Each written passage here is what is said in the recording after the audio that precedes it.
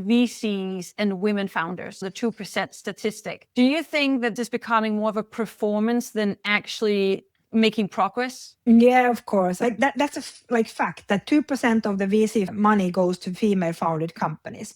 Yeah. And then we start talking about that 2% as if that's the problem. No, that's a consequence. So can we start unraveling that? Why come that doesn't happen? And I know a lazy argument would be that, of course, it's because most of the VCs are men and they are biased and they invest in stuff they can understand.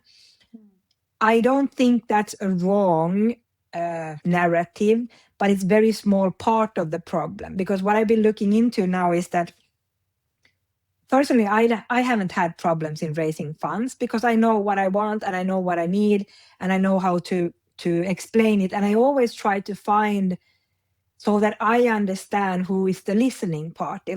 When I go and pitch for funding to early stage VC or someone who knows financial industry or whatever, I try to make myself aware of who is listening so that I can speak in a way that it makes sense so that I get what I need, so that I can do what I need to get done. And as an example, there was this study done in Finland for 15-year-old girls.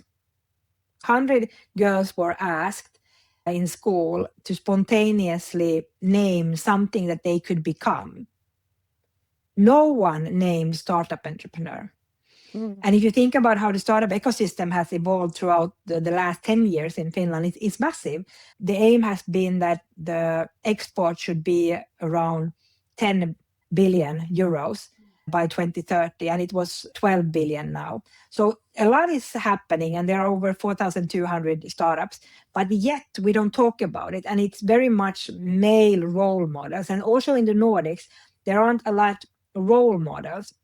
So I do think that to all the ladies going with the diversity, equity, inclusion narrative, that the 2% is because all men are pigs, it's not a sustainable narrative. And also that won't help. Like if you're a female founder wanting to raise funds, you need advice on how to get funds, where to go, how to pitch, what to pitch for, how to build the whole scenario in the fundraising. You don't need a lot of information that, the likelihood of you getting funding, it's about 0. So give up now. And I think that's what's happening when we start talking about how hard it is, as if it was impossible. No, the 2% is only a reflection of what it is today, has nothing to do or very little to do with that it's actually hard for women to get funding. Like us women need to, first of all, build more companies, pitch for more funding. Because what I've also seen is that there are amazing women pitching, and then they pitch for, very low money. And, as an investor putting in a certain amount of money, let's say, and now I'm talking about like VCs, I'm not like Series A and above, not like pre-seed or seed. Let's say putting in 5 million or 1 million, it's the same effort. Like the work needs to be done is pretty much the same. Yeah. So when a woman goes up there and says, hey, I'm going to scale my awesome company into the US, I need 750,000 euros.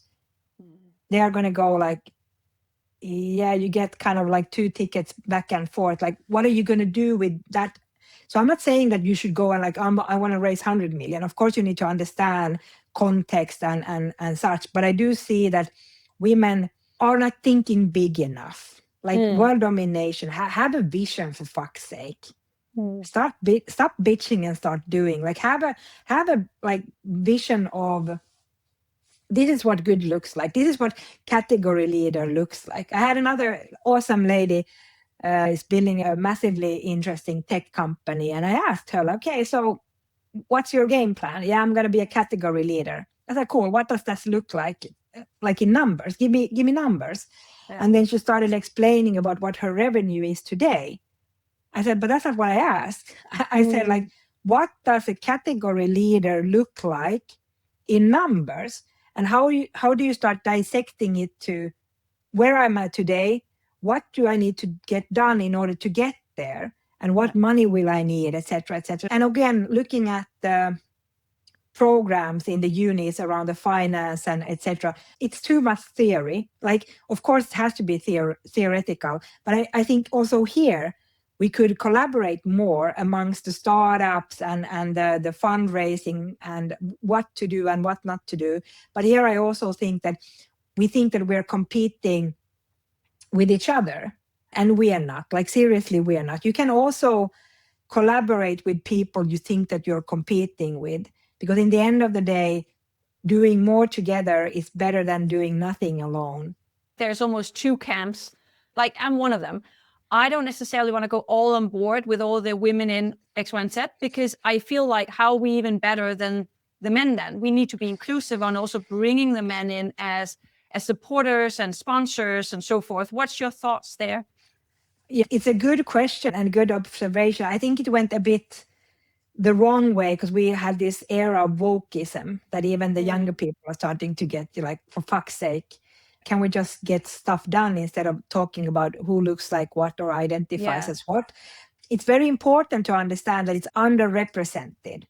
So we need to talk about it, but it's not the only thing. So can we also start doing, because I feel that there's so much women here and there and tech and non-binary and all that, which is great.